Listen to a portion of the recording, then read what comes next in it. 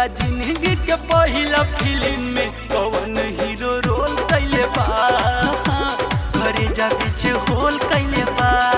बोल बोल तोरा जिंदगी के पहिला फिल्म में कौन हीरो रोल कैले बा। घरे जा बीच होल कैले बा।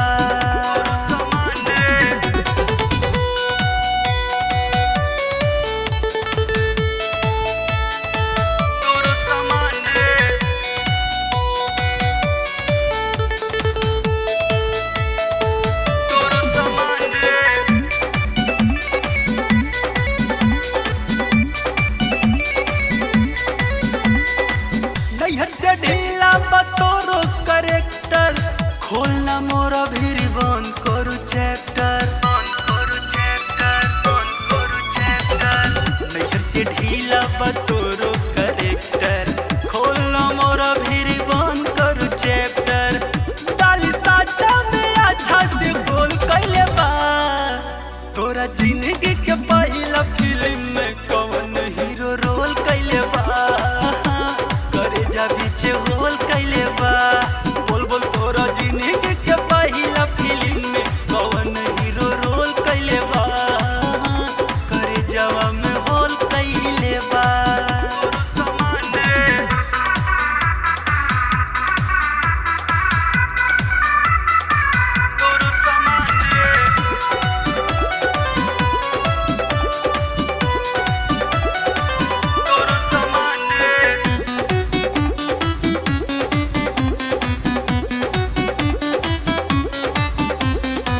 रखब ना तोरा के बात मोर सुन ले।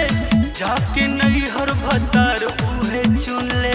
जाके नैहर भतार उहे चुन ले। रखब ना तोरा के बात मोर सुन ले। जाके नैहर भतार उहे चुन ले। प्रेम दीपक के बात डामा डोल कैले बा। तोरा जिंदगी के पहिला फिल्म में कौन हीरो रोल कैले बा। बीच होल कैले बा। बोल बोल तोरा जिंदगी के पहिला फिल्म में कौन हीरो रोल कैले बा। घरे जा बीच होल कैले बा। हमसे सहाय नहीं ये अपमान रे। बोलता कॉपीराइट तोरो सामान रे। बोल कौन डायरेक्टर झोल कैले बा।